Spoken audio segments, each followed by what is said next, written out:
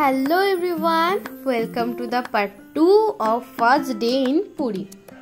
তো পুরীর ফার্স্ট ডেতে তো তোমরা দেখলেই আমরা কি কি করলাম, মানে সকালবেলাটা। দেন চলে এসেছি সন্ধ্যেবেলা আমরা কি কি করলাম এই নিয়ে। সন্ধ্যেবেলা সত্যি বলতে আমরা তেমন কিছুই করিনি। আমরা চলে এসেছিলাম হচ্ছে স্বর্গদ্বারে। পুরীতে আসলে কেই বা না স্বর্গদ্বারে যায় বলো, তাই জন্য আমরা স্বর্গদ্বারে চলে এসেছিলাম। অ্যান্ড এখানে এত রকম দোকান ছিল, তোমরা সবাই জানো, তাও আমি বলছি আরেকবার। এত সুন্দর সুন্দর অ্যান্ড এত এক একটা জিনিসের ভ্যারাইটিস অফ দোকান ছিল যে আমি প্রচুর ভিডিও ক্লিপস নিয়েছি শর্ট অ্যান্ড তোমাদের সাথে আমি এগুলো এখানেই শেয়ার করে দিয়েছি। এখানে একটা টার্কিশ আইসক্রিম দেখেছিলাম, তাই তোমাদের সাথে একটা ভিডিও শেয়ার করে দিয়েছিলাম।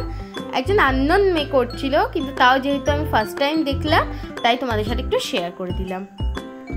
অ্যান্ড তোমাদেরকে তো আমি বললামই যে এখানে এত ভ্যারাইটিস অফ দোকান ছিল যে আমি সব কিছুরই সত্যি বলতে ক্লিপ নিয়ে নিয়েছি। তোমরা দেখতে থাকো, আমি আর ভয়েস ওভার দিচ্ছি না।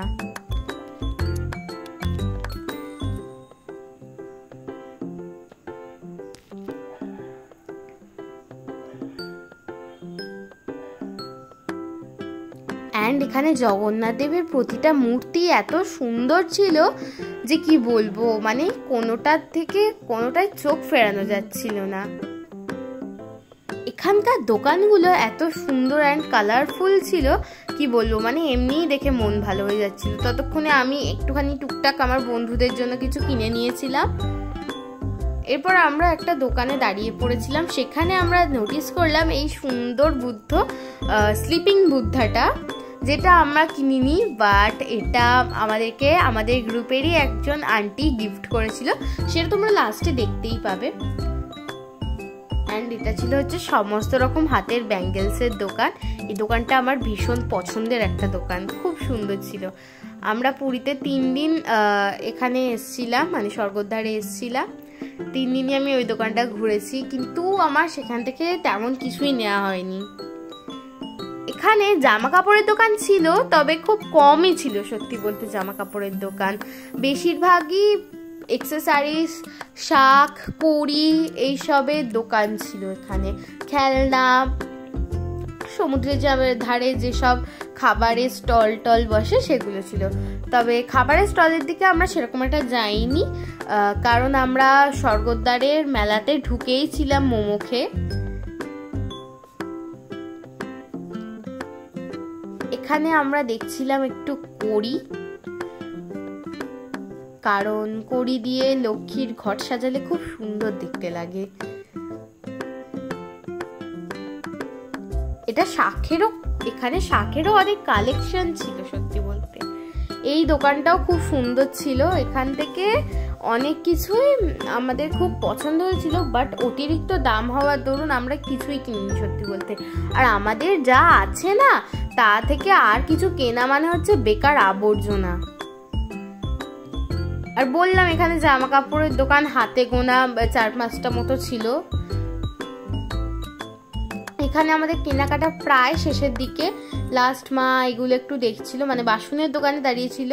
পুরীর বাসন তো তোমরা জানোই কতটা বিখ্যাত অ্যান্ড কতটা সুন্দর, তাই ওখানে দাঁড়িয়েছিলাম। অ্যান্ড কিছু গিফটিং পারপাস কিছু জিনিস কিনে নিলাম, তোমরা এর ব্লগের লাস্টে সেগুলো দেখতেই পাবে।